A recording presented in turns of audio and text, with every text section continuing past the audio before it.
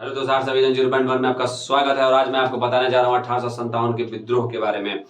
आपने पिछले वीडियो में ये जानकारी हासिल की 1857 के विद्रोह के क्या कारण थे। हम अब जानेंगे कि 31 मई 1857 के क्या महत्व है। यानी मैं जो विद्रोह के बारे में बताया था उसमें मैंने ये बताने की आपको कोशिश किया था कि कारण क्या है, राजनीतिक कारण, आर्थिक कारण और सामाजिक कारण, धार्मिक कारण, यहाँ तक कि मैंने तत्कालीन कारण के बारे में भी वर्णन किया है। लेकिन एक सवाल आता है कि आंदोलन तो 10 मई को शुरू हुआ, लेकिन 31 मई को इतना महत्वपूर्ण क्यों बनाया गया। आपको मालूम होना चाहिए कि भारत एक ऐसा देश है जहां पे भविष्यवाणी और अफवाह वाली बातों पे ज्यादा ही भरोसा किया जाता है। अगर कोई चीज की रिमर फैला दिया जाए ना, अफवाह फैला दिया जाए, भविष्यवाणी कर दिया जाए तो लोग उस पर बड़ा जल्दी यकीन कर लेते हैं। कुछ साल पहले शताब्दियों में आपने देखा यूरोप जैसे महादेशों में ऐसी कहानियां थी। रोमन साम्राज्य के दौर में जो चर्च के पादरी होते थे, फादर जो होते थे, उनकी बातों पे लोग भरोसा कर लेता था, यानी भविष्यवाणी पे भरोसा करते। उसी प्रकार भारत में भी एक ऐसी भविष्यवाणी चली। ऐसा माना जाता है कि लोगों ने यह बताया था कि प्लासी के युद्ध के बाद लगभग 100 वर्ष बाद 23 जून 1857 को ब्रिटिश कंपनी भारत छोड़ के चली जाएगी। यह एक भविष्यवाणी की गई थी। तो इसको लेके बहुत सारी मतगणना हुआ जिसके बारे में लोगों ने जानकारी हासिल की। लेकिन इतिहासकारों ने जब इतिहास 1857 का लिखा ना, तो सबसे पहले उन्होंने 31 मई 1857 का जिक्र ज्यादा किया, जिसकी वजह से यह जो तारीख है, जो तिथि है, बड़ी ही फेमस हो गई। तो इसी बारे में थोड़ा सा चर्चा मैं आपको बताने जा रहा हूं। यह विद्रोह 10 मई को आरंभ हुआ था, लेकिन भारतीय इतिहास में 31 मई 1857 को महत्व दिया गया है। इस तिथि प्रयोग इतिहासकारों ने इसकी इतिहास लिखने में किया है, यानी ज्यादातर इतिहासकारों ने इस तिथि का प्रयोग इतिहास को लिखने में किया है, जो 1857 को लेकर लिखा है। 31 मई 1857 को अफवाह एवं भविष्यवाणी की वजह से महत्वपूर्ण बना दिया। यानी यह जो चीज फेमस हुआ, ये किस वजह से हुआ, भविष्यवाणी की वजह से और अफवाह एक ऐसा चीज है ना, अगर फैला दिया जाए तो लोग को लगता है यकीन। लोग सही तथ्य पे नहीं जाते हैं, बस अफवाह पे बड़े रहते हैं। कभी भी अफवाह सुन के किसी चीज पे यकीन मत कीजिए जब तक आपको सच्चाई का तथ्य नहीं पता चलता। भविष्यवाणी भविष्य की चीज होती है, हो भी सकती है, नहीं भी हो सकती है। भविष्यवाणी के अनुसार भारत में कंपनी के राज्य, जो मैं आपको बताया, प्लासी के युद्ध के ठीक 100 वर्ष बाद समाप्त होना था, यानी 23 जून 1857 को। लोगों को लगा कि अगर 31 मई को विद्रोह शुरू करते हैं तो 23 तारीख तक आते आते हम लोग क्या करेंगे, कंपनी यानी ब्रिटिश सरकार से हम अपने देश को आजाद कर सकते हैं। इसलिए अखिल भारतीय स्तर पर एक तारीख निश्चित किया गया, वो था 31 मई 1857। इसीलिए यह तारीख इतनी फेमस है। अब सवाल उठता है कि विद्रोह की जो शुरुआत हुआ, जो मैंने सिपाही विद्रोह के बारे में बताया था, जो अंग्रेजों ने लोहे के बंदूक के बजाय उन्होंने एनफील्ड बंदूक जो लाया था, राइफल, उसमें जो कारतूस भरा जाता था उसमें एक कागज का चिकना कागज लगा हुआ था जिसे दांत से खींचना पड़ता था। दांत से खींचने की वजह से उसमें गाय और सुअर की चर्बी का अफवाह फैला था। इसके विद्रोह में मंगल पांडे, अगर 1857 विद्रोह की अगर आप बात करते हैं और मंगल पांडे की बात आपने नहीं किया तो समझिए कि 1857 का विद्रोह अधूरा रह गया।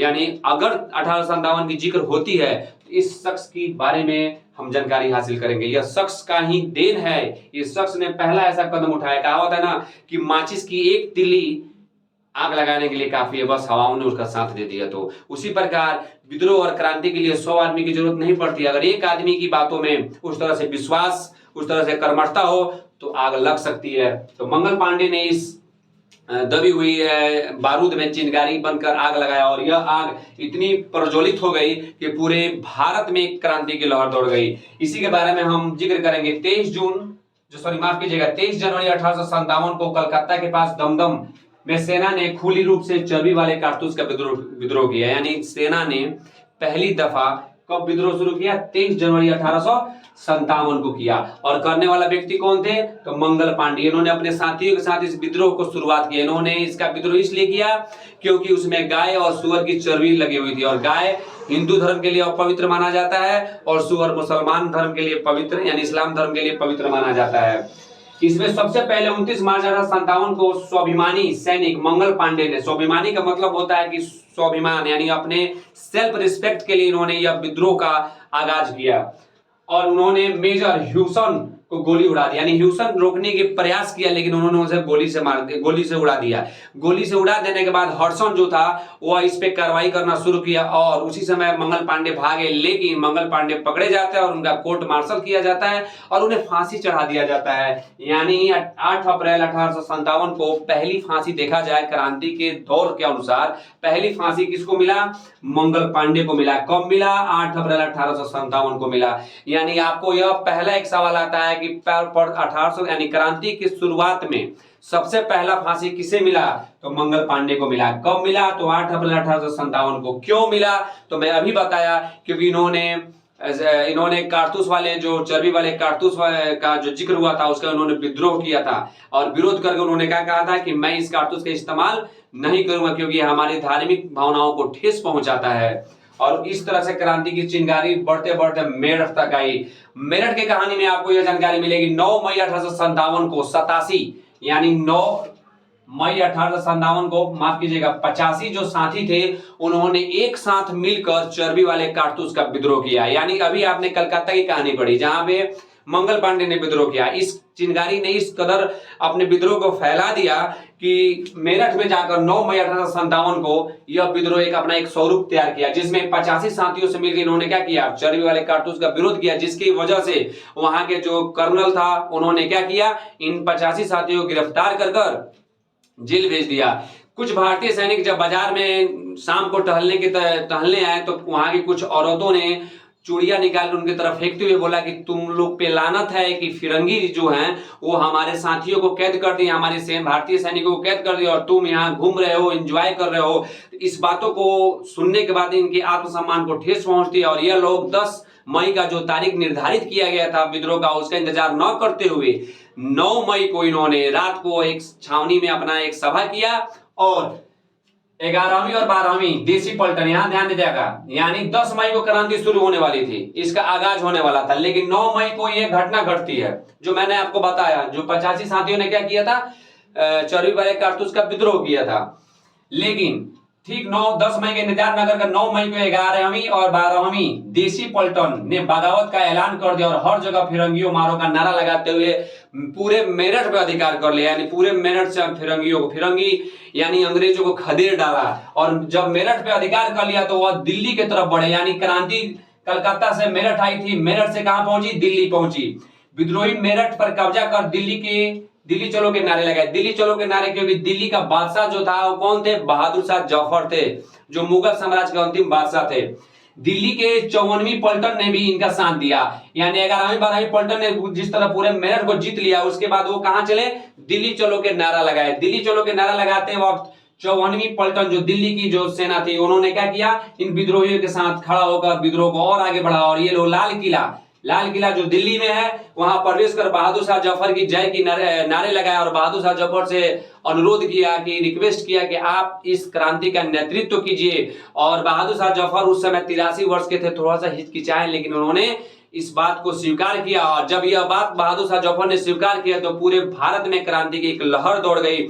सारे लोगों की आत्मविश्वास और जिज्ञासा बढ़ गया और इस नेतृत्व करते हुए यह विद्रोह धीरे धीरे आगे बढ़ा। उनके नेतृत्व करने की खबर पूरे भारत में जब फैली तो लोगों के अंदर एक नई उत्साह, एक नई ऊर्जा मिल जाता है। क्योंकि कहावत है ना कि अगर नेतृत्व करने वाला व्यक्ति, अगर लीडर अगर ताकतवर है तो समझिए कि बहुत आगे आ सकता है। इस पे एक वाक्य है कि गिधड़ का झुंड और शेर उसका नेतृत्व करता है तो समझिए कि वो गिधड़ का जो झुंड है वो जीत जाएगा। अगर शेर का झुंड हो और गिधड़ उसका नेतृत्व करता है, पूरा शेर का टीम हार जाएगा। क्योंकि नेतृत्व करने यानी लीडर के हाथ में सारा गेम होता है कि लीडर नेतृत्व कैसे करता है। यह क्रांति बढ़ते हुए 16 मई को मैनपुरी, यहाँ पे ध्यान देने योग्य है, यह क्रांति दिल्ली से आगे बढ़ी। 16 मई को मैनपुरी, इटावा, नसीराबाद, अलीगढ़ में विद्रोह हुआ और विद्रोह करके इन लोगों ने अंग्रेजों को खदेड़ा। 31 मई को शाहजहांपुर, मुरादाबाद, बरेली, लखनऊ में भी विद्रोह शुरू हुआ। यानी धीरे धीरे यह विद्रोह अपना स्वरूप बढ़ाते गया, लोगों का आत्मविश्वास बढ़ता गया। देखिए, जब तक आत्मविश्वास बढ़ेगा नहीं तब तक आप कोई काम अच्छा से नहीं कर सकते। और आत्मविश्वास को बढ़ाए रखने के लिए आपका नेतृत्व करने वाला व्यक्ति, आपका लीडर जो होना चाहिए, बेहतर होना चाहिए। 1 जून को बहादुर शाह जफर के नेतृत्व में 14 जून यानी 1 जून से लेकर 14 जून के दौरान आजमगढ़, सीतापुर, बदायूं, कानपुर, फैजाबाद, इलाहाबाद, झांसी, सुल्तानपुर, जालंधर, बस्ती, ललितपुर, रामगढ़, मंडला के साथ साथ 1 जुलाई आते आते यह सागर तक विद्रोह फैल गया। यानी यह विद्रोह इतनी तेजी से फैली कि सागर यानी मध्य प्रदेश तक यह पूरी तरह से फैल गया। यानी ये कुछ उत्तर प्रदेश, कुछ पंजाब और कुछ मध्य प्रदेश वाले क्षेत्रों में यह विद्रोह पूर्ण रूप से फैल गया। एक शब्द अभी मैंने जिक्र किया फिरंगी का, अगर आपसे पूछा जाए फिरंगी वर्ड, यह भाषा फारसी भाषा से लिया गया जिसका प्रयोग अंग्रेजों को चिढ़ाने के लिए भारतीय किया करते थे। यानी भारत के लोग अंग्रेजों को चिढ़ाने के लिए फिरंगी कहा करते थे। और इस तरह से एक सुभद्रा कुमारी जो चौहान जो आपके हिंदी साहित्य की राइटर है, उन्होंने लिखा है, दूर फिरंगी को करने की सबने मन में ठानी है, खूब लड़ी मर्दानी वो तो झांसी वाली रानी है। यानी यह फिरंगी जो शब्द है अंग्रेजों को चिढ़ाने के लिए, और अंग्रेज फिरंगी शब्द सुनकर काफी चिढ़ते थे और यह नारा इतना बुलंद हुआ कि हर जगह से यह नारा आता था कि फिरंगियों को मारो, फिरंगियों को भगाओ, भारत छोड़ो। इस सब के नारे ने पूरी तरह से 1857 का विद्रोह पूरे ब्रिटिश हुकूमत को झकझोर के रख दिया था। यानी दो साल पहले जो एक्ट आई थी उस एक्ट का कोई वैल्यू नहीं रहा। पूरे ब्रिटिश हुकूमत यहां से लेकर ब्रिटिश यानी इंग्लैंड तक पूरा हुकूमत हिल गया था इस विद्रोह को लेकर, क्योंकि किसी को उम्मीद नहीं था कि भारत जैसे उपनिवेश देश में इस तरह से चिंगारी की आग लगेगी। और आग लगाने वाले मंगल पांडे थे और इसको फैलाने वाली जो हवाएं थी वो पूरी तरह से भारत में फैल चुका था। नोट में है, हडसन ने बहादुर शाह जफर को जब देखा कि यार लीडर, देखिए अभी मैंने आपको बताया था ना कि लीडर तगड़ा होना चाहिए, लीडरशिप जो तगड़ा था ना, यह देखकर लोगों ने विद्रोह को आगे बढ़ाया। तो हडसन को लगा कि क्यों ना हम लीडर को ही मतलब हटा दिया जाए। अगर लीडर हटा देते तो क्या होता है, अगर मान के चलिए जिस घर के एक राजा है, जैसे आपके देश का राजधानी जो दिल्ली है, अगर उस पर कोई डायरेक्ट अधिकार कर लिया ना, समझिए आप पूरा भारत हार सकते हैं, क्योंकि वो आपकी रानी है यानी क्वीन है वो। उसी प्रकार अगर नेतृत्व करने वाला व्यक्ति डायरेक्ट हट जाए तो पूरी सेना कुछ नहीं कर पाती है, आत्मविश्वास गिर जाता है। तो हडसन ने इस दिमाग लगाते हुए बहादुर शाह जफर को क्या किया, गिरफ्तार किया। क्या किया, गिरफ्तार कर उनके दोनों पुत्रों और एक पोते को गोली से मारकर उनके दरवाजे तक टांग दिया और उनके मतलब इस तरह से बेरहम से मारा था। देखिए लोग कहते हैं कि भारत मुसलमानों ने क्या किया। अब देखिए 1857 का विद्रोह पढ़िए तो आपको मालूम चलेगा कि हिंदू और मुसलमान ने एकता दिखाया है। इस स्वतंत्रता आंदोलन में सिर्फ एक आदमी की लहू नहीं, बहुत लोगों ने अपनी लहू को बहाया है, जिसमें आपको दिखेगा बहादुर शाह जफर बादशाह थे, चाहते तो अपना हाथ खींच सकते थे कि नहीं मैं इस विद्रोह में नहीं जा सकता हूं, मुझे अंग्रेजों से कुछ लेना देना नहीं है, लेकिन उन्होंने ऐसा नहीं किया। उन्होंने देश के लिए समर्पण कर दिया और उन्हें रंगून भेज दिया गया जो बर्मा की राजधानी है। अब देखिए उनके बाद इनके दो पुत्रों को मारा गया, एक पोते को मारकर इनके सामने टंगवा दिया गया ताकि इनकी निर्मय जो मतलब करुणा है ये पूरी तरह से विचलित हो जाए। लेकिन बहादुर साहब विचलित नहीं हुए थे और जब विचलित नहीं हुए तब इन्हें कहां भेज दिया गया, देश निकाला करके कहां, रंगून भेज दिया गया, जहां पे इनकी मृत्यु 1862 में हो गई। तो थोड़ा सा क्रांति की लहर में थोड़ी सी कम पाई जाएगी, क्योंकि नेतृत्व करने वाला व्यक्ति ही इस क्रांति से दूर हो गया। अब आता है कानपुर। ये कहानी अब हमने पढ़ा था दिल्ली तक, दिल्ली से कुछ क्षेत्रों में उत्तर प्रदेश मध्य प्रदेश क्षेत्रों में फैला था। कानपुर में क्रांति का नेतृत्व अजीमुल्ला खान ने और दक्षिण में भारत के रंगू बापू ने किया था। यानी देखिए कानपुर का क्रांति का नेतृत्व अजीमुल्ला खान ने शुरू किया और दक्षिण भारत में किसने किया, रंगू बापू ने किया। सती चौरा घाट हत्याकांड, इसी के दौरान 27 जून को कुछ लोगों ने क्या किया, सती चौरा घाट पर कुछ अंग्रेज नाव पे सवार होकर कहीं जा रहे थे, जिसको इलाहाबाद, माफ कीजिएगा इलाहाबाद जा रहे थे, जिसके लेकर हमारे जो विद्रोहियों थे वो काफी नाराज थे, क्योंकि बहादुर शाह जफर को रंगून भेज दिया गया था और साथ ही साथ इनके मतलब नेतृत्व के नेता को मार दिया गया, इनके मतलब लीडर को छीन लिया गया था, जिसकी वजह से लोग आक्रोश में थे। और 27 जून 1857 को उस नाव पे हमला कर जब मात्र 143 लोग बचे, यानी 245 लोगों में से 125 लोग घायल हो गए और मुश्किल से 50-60 लोगों की जो जनसंख्या थी वो बची थी। बीबी घर हत्याकांड 17 जुलाई को हुआ। इसमें भी अंग्रेज एक महल में इकट्ठा थे, जहां पे भारतीय जो विद्रोही थे वहां पे हमला करके इनके बीबी बच्चों को मार दिए। विद्रोह का अंत 20 जुलाई को यह विद्रोह का अंत हो गया, क्योंकि जो नेतृत्व करता था वो धीरे धीरे पतन की तरफ चला गया। क्यों? क्योंकि कैंपबेल कानपुर पर अधिकार कर लिया और कानपुर पर अधिकार करते ही कानपुर का विद्रोह धीरे धीरे अंत हो गया। आपने यह देखा कि इस विद्रोह की शुरुआत कैसे हुई, विद्रोह का बीच में मझधार क्या रहा, किस तरह विद्रोहियों ने आगे बढ़ा और किस तरह लोगों ने अपने शहादत दिया इस स्वतंत्रता संग्राम में। इसलिए आप कभी भी ये मत कहिए कि यह देश किसी एक का है, यह देश उन सभी का है जिन्होंने इस देश के लिए न्यौछावर किए हैं अपनी जिंदगी। Yeah.